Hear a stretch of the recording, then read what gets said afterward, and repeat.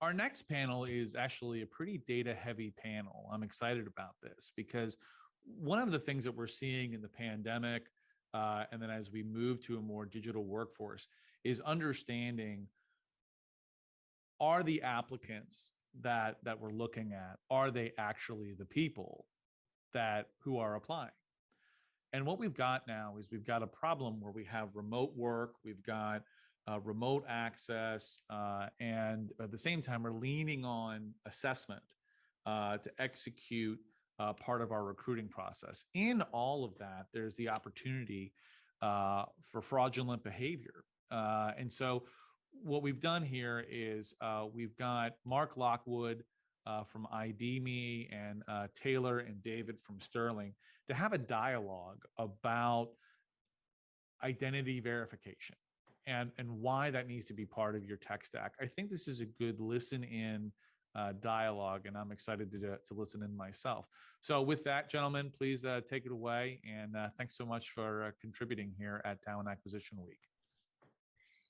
Thank you so much for having us. My name is David Bloom. I'm the general manager of Sterling's gig vertical. Sterling is a global provider of background check and identity verification services. And we work with, I'm sure many of you listening are our clients, and if you are not our client, we would love you to be. We're very excited for this presentation and this conversation really about the role of identity in the tech stack and the hiring stack.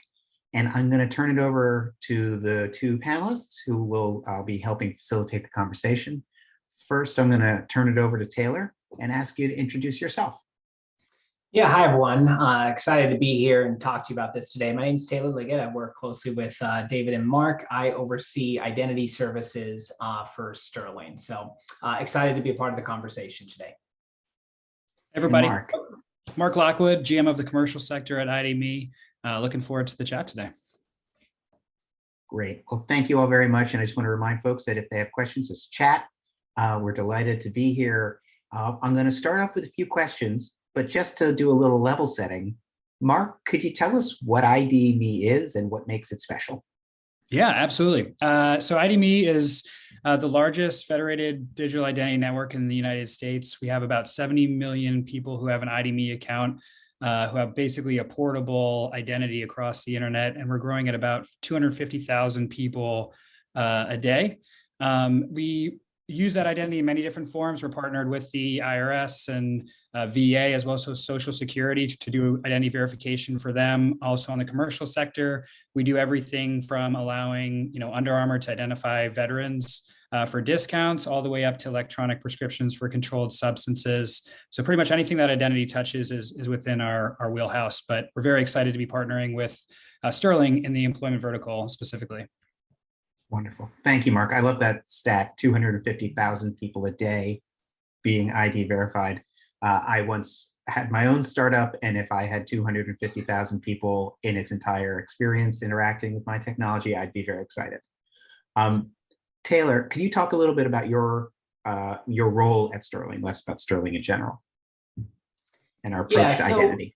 Yeah, absolutely. So I think one of the things that many may find surprising that are part of this audience, or just generally within the talent acquisition and employment space, is that background screening, at least within the United States, and this is true in other regions as well, most of the time, the vast majority of the time, does not contain identity verification as a part of it. This is a huge sort of misunderstanding or misconception that's out there. A lot of times when we survey individuals, we'll find that around 2/3 of employers just believe that identity verification is taken care of as part of the background check. That is actually not the case. And at least from Sterling's view, it's never been more important to really revisit that and implement solutions where employers can confidently rely on the integrity of the background screen and the folks that they're hiring, knowing that they are who they say they are. And there's a couple different forms of this. One is the obvious, right? You're going to see identity fraud. And we see that more than you would think, and many of you may have experienced it yourself, especially in the age of remote work that we're all in right now. But beyond that, there's also a lot of shades of issues where someone may come in and accurately represent that they are who they are. I'm Taylor Liggett. But they may throw off their date of birth or their social security number or their address purposefully or just accidentally as a typo or transposing digits. And that can have huge consequences on a background screen and really just the entire onboarding process. And so those are really the primary lens we're looking at to implement solid scalable identity verification in the US and elsewhere.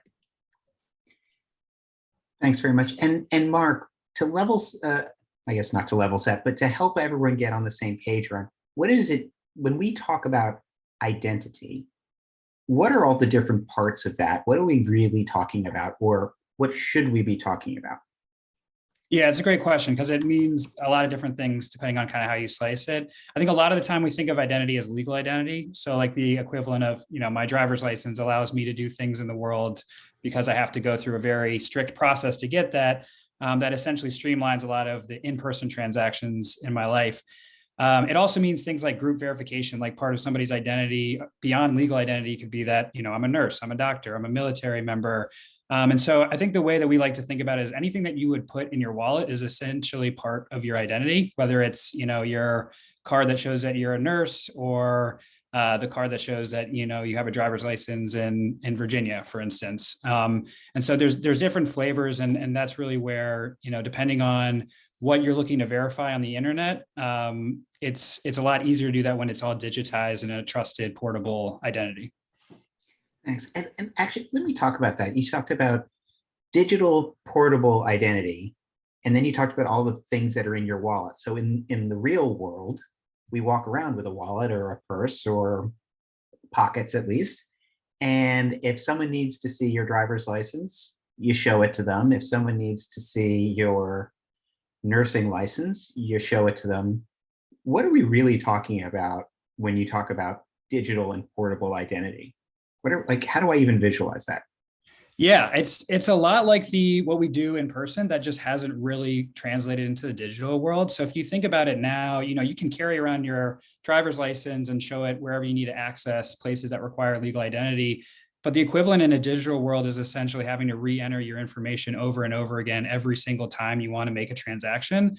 So in the same way you've seen Visa and PayPal kind of revolutionize the payments part of this, we're just doing something a lot broader with identity, with the idea being that if you verify your identity to essentially the driver's level of assurance at the IRS or Social Security right now, then you should be able to take those same credentials and consent to release them to other organizations without having to enter the same information over and over and over again.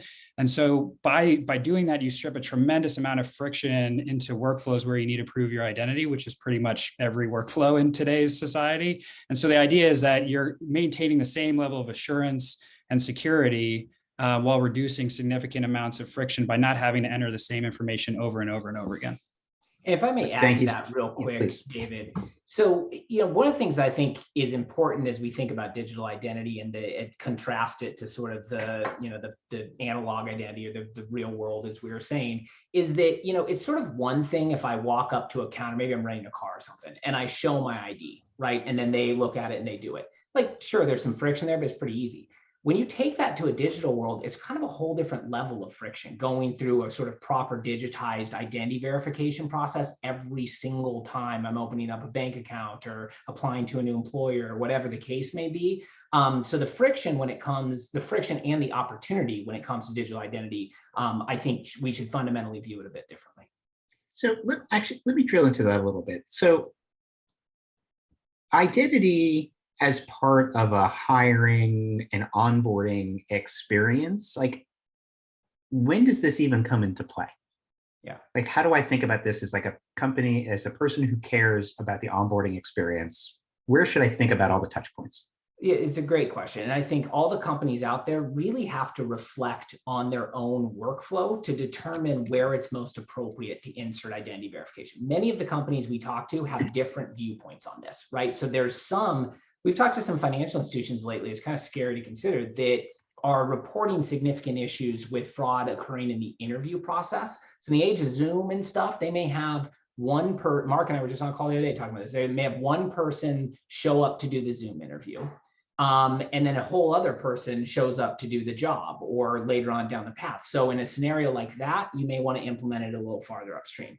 I think in most workflows, having this occur at the point in time that you're sort of doing an offer and the traditional pre-employment background screening makes a lot of sense. That's of course where we have it built in our process, because then you're doing that check before things get really serious and you're sort of able to vet candidates out. But I think what happens most of the time as we talk to employers is they essentially don't do identity proper until I-9, which often occurs after employment. Which, of course, you're going to have other issues. And most of the time, people aren't sort of cross-referencing the data sets they get that with what they had earlier in the process. And so I'm going to pivot back to Mark for a minute. ID.me has been doing ID verification, started off largely, and correct me if I'm wrong, but for government entities and has continued to expand.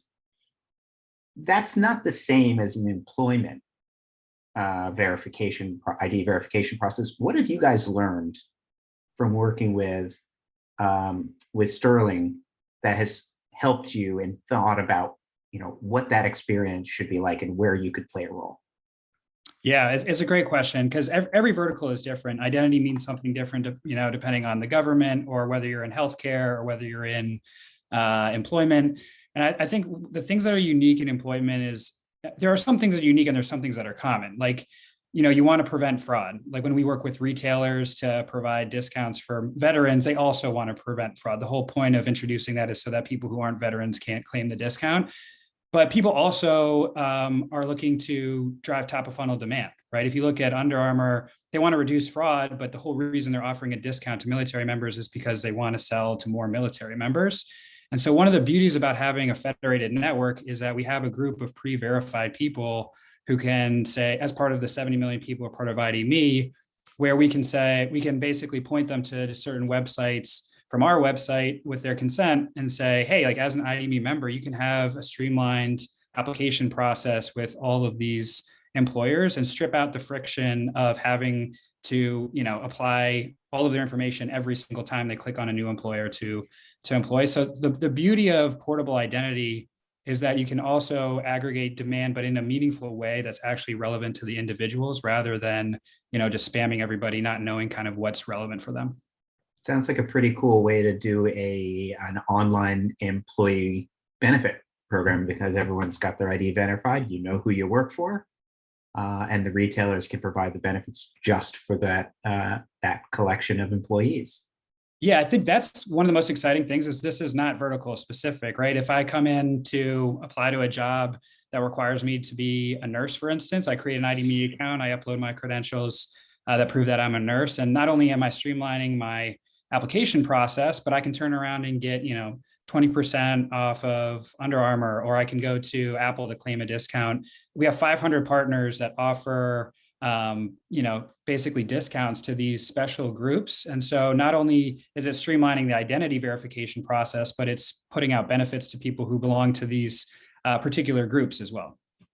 So Taylor, let me take that and bring it back to you for a moment. So we are in the business of helping people build safe communities, employees, gig workers, contractors, whatever that may be.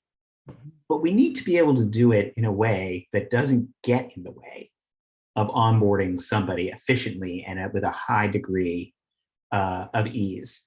Can you talk, how should I be thinking about identity and all the things we've talked about, anti-fraud, protection, all the safety, all the benefits, but in the hiring process, in that funnel, how does identity actually help or does it hurt? Yeah. Look, I think that there's a huge revolution that's happening now within the digital identity space. And of course, we believe strongly in ID.me. There are other networks that exist, but I think the big move is from sort of this transactional identity verification to a network-based portable digital identity. And I think when done correctly, and that's really the gist of what we're trying to get across to those watching, when done correctly, identity can be a huge asset for your hiring population. Like we have some clients right now where about 40% of their hiring candidates they're bringing in are pre-verified, which means those candidates are coming in and their screening and relevant onboarding experience is as easy as them logging in with their secure credentials, consenting to share their information, all that verified information is imported into the background screen and the downstream systems, and the candidate's off to the races. So for those candidates, it's an amazing experience with zero friction. They don't have to do duplicate data entry, et cetera. And that benefit's growing and growing. And then even for those candidates that are new, they get to say, great, I get this tangible benefit of this digital identity that the next time I do this will be easier and is accepted in all these sort of myriad instances. So I think that when done correctly, identity can reduce friction, improve the candidate experience. And then there's all these sort of adjacent benefits. Mark was just sort of getting into it, and you talked about communities. I think that's one of the biggest things to consider here, is that you're building a trust and safety community, but there's a lot of community aspects to that. So one of the things we're exploring right now is essentially like a marketplace or a hub where we can connect verified individuals with the appropriate job opportunities and actually help drive top of funnel candidate acquisition and connect candidates to the right employment opportunities. And then, from an employer side, you get the added benefit that that folks coming in are pre-verified effectively, right? Yeah. What I'm hearing, and obviously this is what makes me so excited, is that typically with talking to an HR client or even someone in procurement about our services, they're hiring us because they want to do safe, they want to have a trust and safety program, and they're willing to put a piece of friction, so to speak, in the middle of that process to ensure they get that, right? And the payoff is greater than the cost of the friction.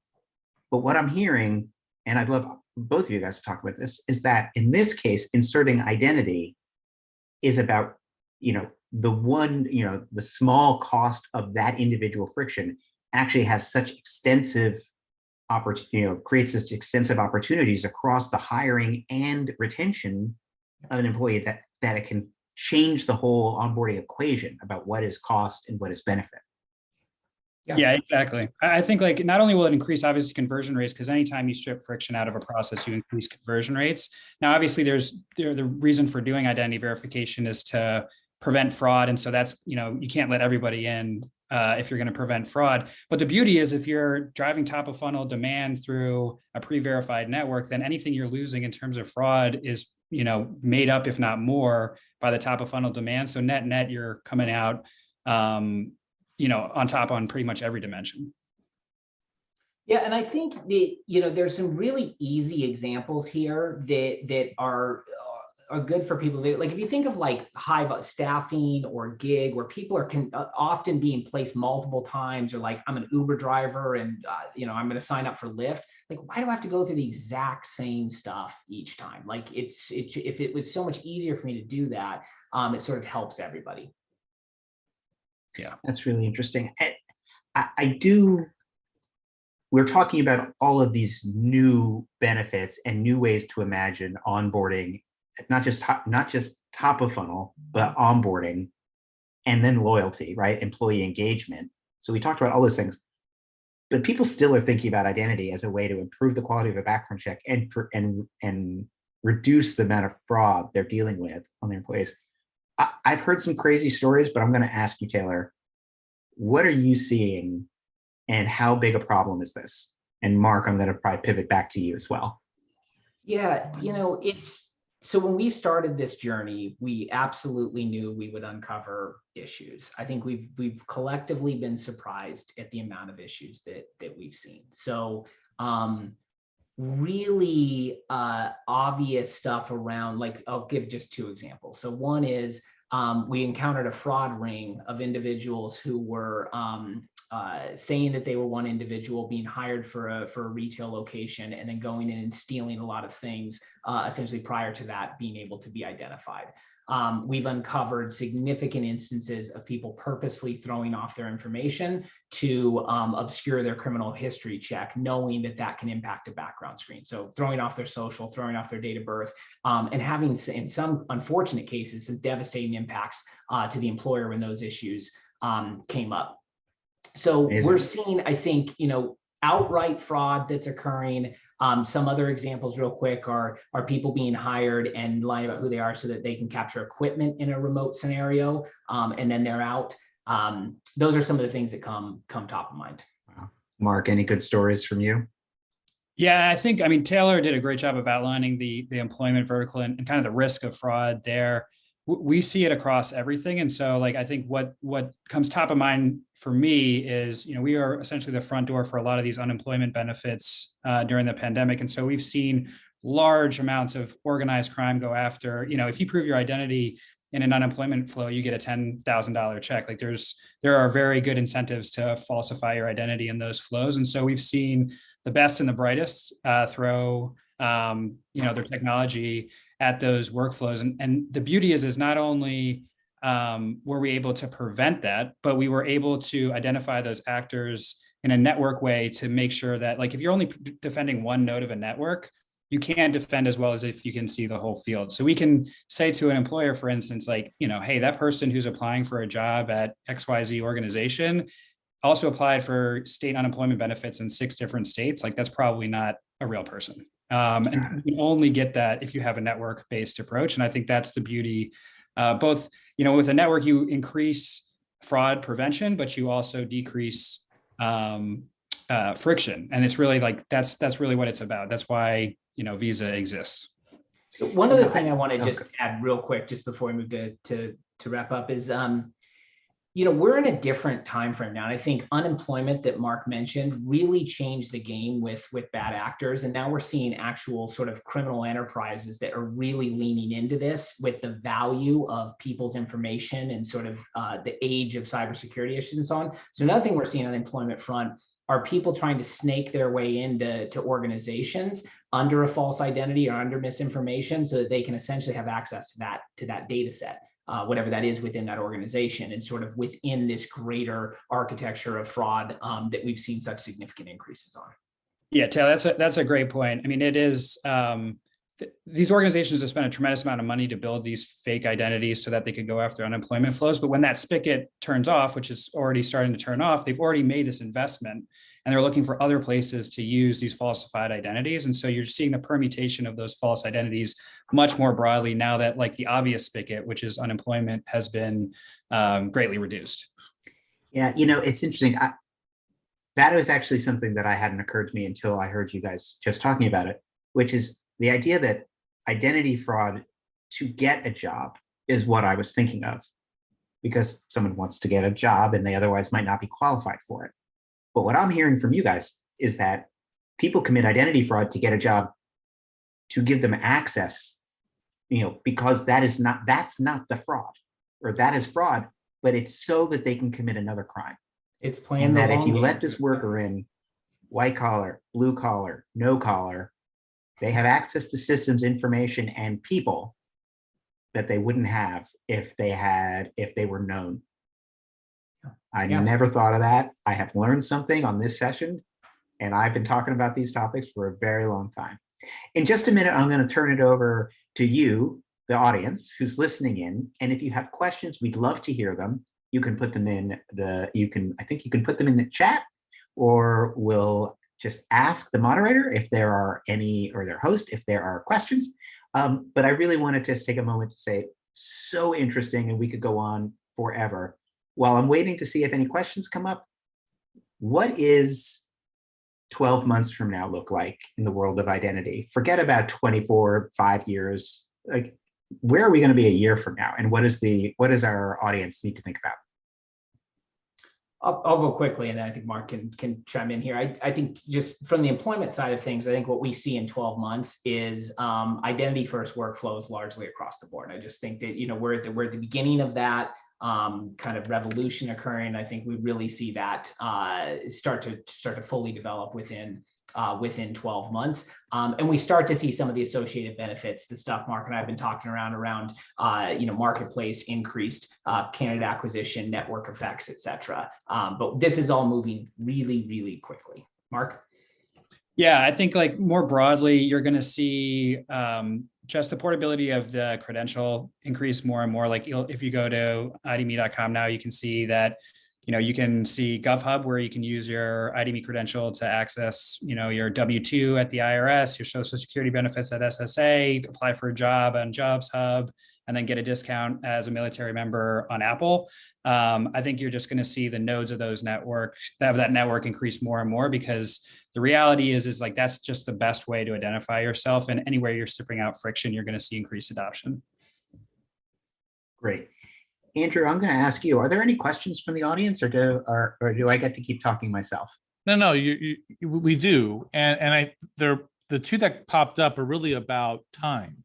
So one question is, if we add something like this, does it take longer in onboarding process? Does it take longer in assessment process to add some sort of tools like this that will do the verification? And then, you know, at the same time, the questions are, is it going to speed it up, or is it going to slow it down, or doesn't it matter? And so I think it kind of depends, but if you could answer that question with why it depends and where is it going to depend? Yeah, I'll Taylor, I'll go with that. So look, it is going to add a step. There's no two ways about it, right? You are inserting a new step into the process. However, when it's implemented correctly and done with the right system, it should be very seamless to the user. We're talking near real-time verification, something that can take a couple minutes, right? So we have this embedded in our workflow, just right as the front door of the background screen. The individual essentially creates a standard account, and then they go through identity verification. It can literally be as simple as putting in a phone number, date of birth, and a couple other sets of information. So of course, you're going to have on the margins people who may struggle, and we have solutions for that as well. But it should be a nominal impact, not anything that should be recognizable in terms of overall time to hire. And I guess I'll have a follow up on that. So for individuals who typically go through the apply process and they go through these kinds of steps, does this increase the friction, or does it just kind of feel normal to the candidate? Oh, they want me to validate my identity, and is it, I mean, we're in the world of remote, and we're so used to two-factor authentication. I would imagine that it just feels seamless at this point. Yeah, I think it's a great point. I think COVID changed everything. I think if you'd asked us a couple years ago, it would have felt more like friction. I think nowadays most users aren't surprised at all to see this, understand why it's in place, and move through it. That's excellent. Well, those are the only questions that were in the Q&A and on the chat that I could see. So if you have any additional questions for our speakers today, please give them a direct message. And they'll follow up with you. I'm sure they'll come back into the chat afterwards and see if there's anything they wanted to say there. I want to thank the three of you for your participation in TA Week, and this was a really good listen in. So thank you so much. Thank you. Glad to be here. Thanks, everyone. Excellent. Take care. Take care, everybody.